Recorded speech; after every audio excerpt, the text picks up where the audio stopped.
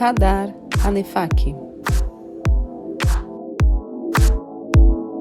Bem-vindos ao Radar ANEFAC, eu sou Roberto Fragoso, associado há mais de 10 anos da entidade. Hoje atuo como vice-presidente da área tributária da ANEFAC. Como todas as áreas da ANEFAC, nosso objetivo é buscar sempre temas importantes aos nossos associados.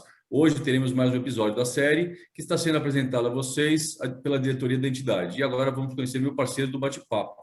Eduardo, por favor, bom dia. Bom dia, eu sou Eduardo Nunes, vice-presidente adjunto de PMS. Estou na ANEFAC desde 1994, participando de diversas atividades da ANEFAC que desenvolve, contribuindo e disseminando a entidade perante o mercado. Legal. Esse podcast tem como objetivo tratar alguns temas interessantes das pequenas e médias empresas, que nós chamamos de PME. Hoje nós trataremos de questões tributárias, societárias, do Pronamp e algumas outras que o tempo nos der. Bom, Eduardo, começando então nessa nossa conversa, eu queria iniciar isso perguntando para você sobre o Pronamp. O Pronamp, você falou que é uma questão muito importante, queria que você contasse um pouquinho melhor do que se trata e quais são as novidades. Olha, a pandemia, a situação ficou difícil para a maioria das PMEs, né? E o Congresso, os políticos acompanhando isso, está nos trazendo a boa notícia de que o Pronamp foi renovado. Uma taxa de juros um pouco maior, porém com chance de parcelar em 36 vezes e uma disponibilidade de verba equivalente a 30% do faturamento informado no Simples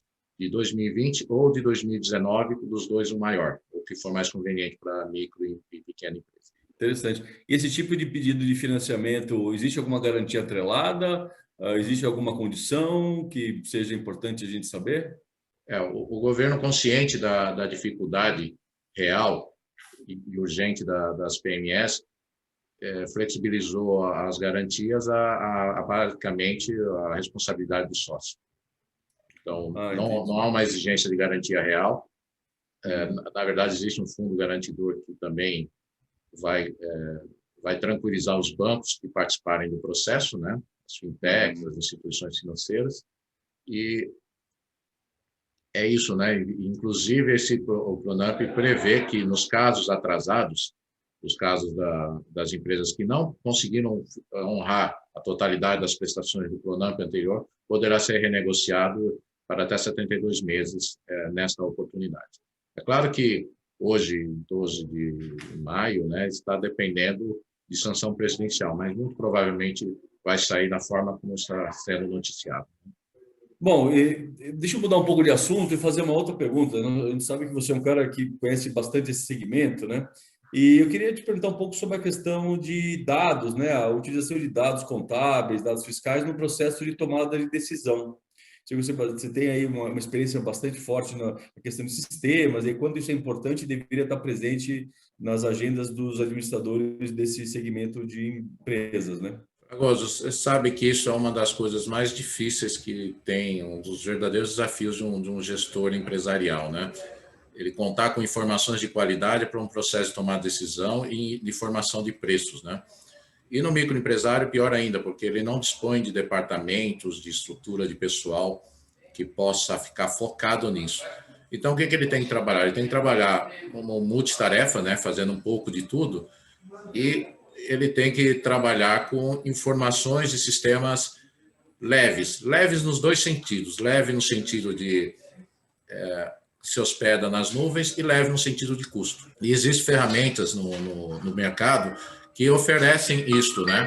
Esta oportunidade no mercado de você contar com sistemas integrados com a contabilidade ou sistemas que me ajudam na conciliação bancária, me ajudam no contas a receber, no controle das minhas obrigações a pagar, e aí, indo ao cerne da sua pergunta, me ajuda a controlar os estoques e ter uma noção pontual do meu custo. E desse meu custo praticado, eu posso aí sim, ter mais segurança em definir meus preços, né? E quais são os elementos que você vê mais importantes da composição de preço e de que forma você entende a melhor forma de controlar isso aí, do seu conselho para os gestores e contadores de PME? Mas os elementos têm que...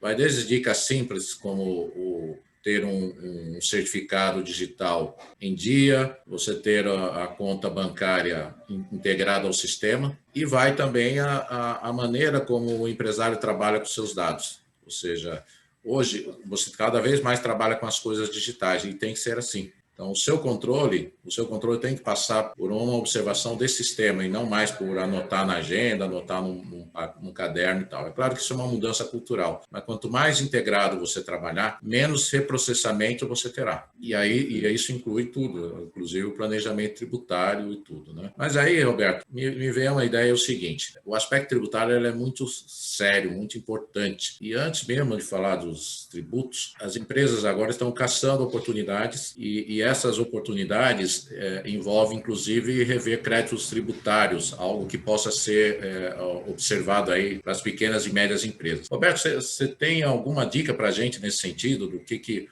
onde um microempresário pode levantar créditos, pode fazer uma revisão tributária para levantar algum recurso ou minimizar sua carga tributária? Essa é uma pergunta muito interessante, né? O componente da carga tributária na composição total do preço é sempre um tema bastante relevante. E desde simples até empresas hiper, fortes em faturamento, então em qualquer segmento, sempre há uma questão tributária a ser discutida. E o primeiro aviso, né, antes da gente olhar a questão da oportunidade, é ter certeza do assessoramento. Isso é muito importante, ter uma equipe que te dê um suporte bem técnico e tenha um conhecimento importante do que fazer, porque as multas e riscos nessa área são muito altos, porque a interpretação ela acaba sendo sempre do contribuinte.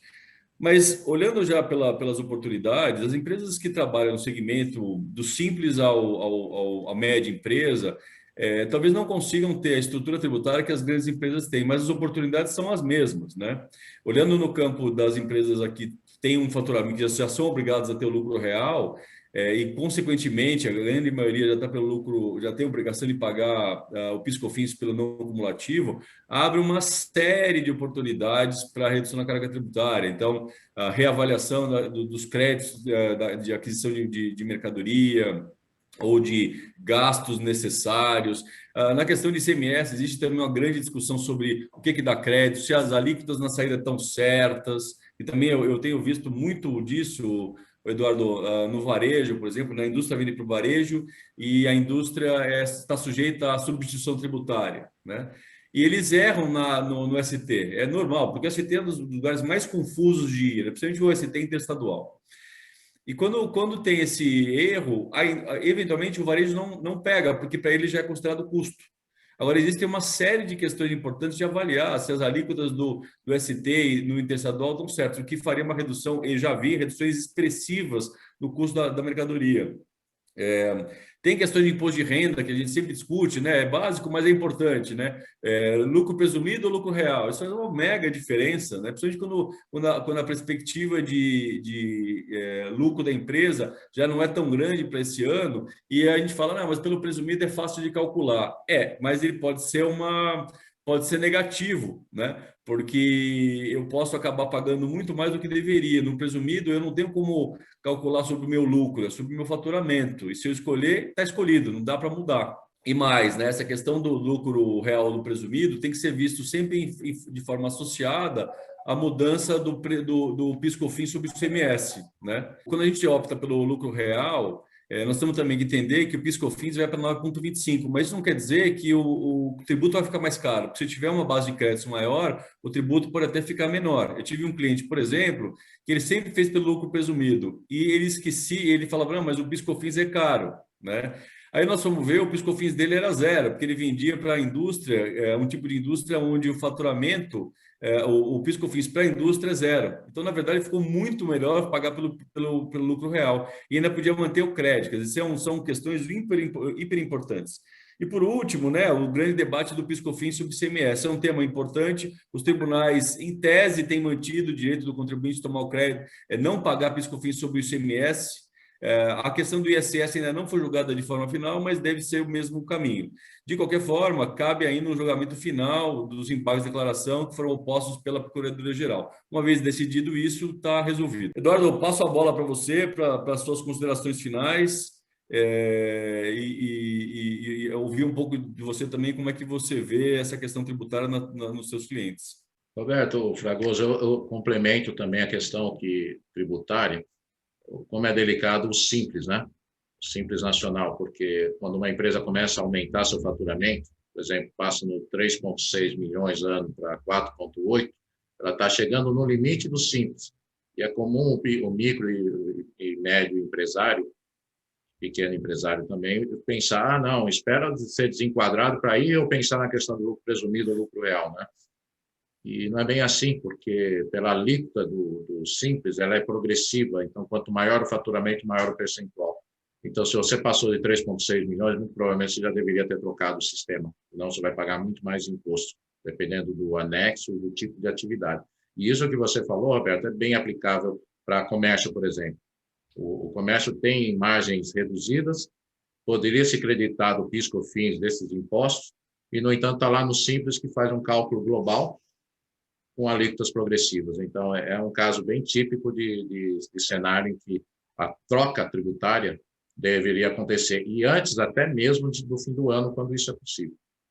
Então, essa é a minha dica que eu passo do empresário, de pequena e média empresa, contar com uma boa assessoria contábil, uma boa assessoria fiscal e ficar monitorando isso, porque essas evoluções podem fazer a diferença do seu lucro para o prejuízo.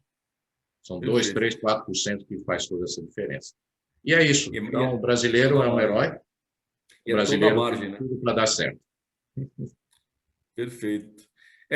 O objetivo desse podcast é basicamente dar um relato curto, né, para mostrar o quanto é importante os temas a serem abordados, né?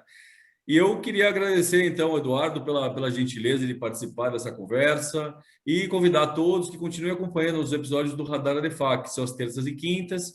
Compartilhem com seus colegas e siga conectado conosco. Um abraço e até a próxima. Radar ANEFAC.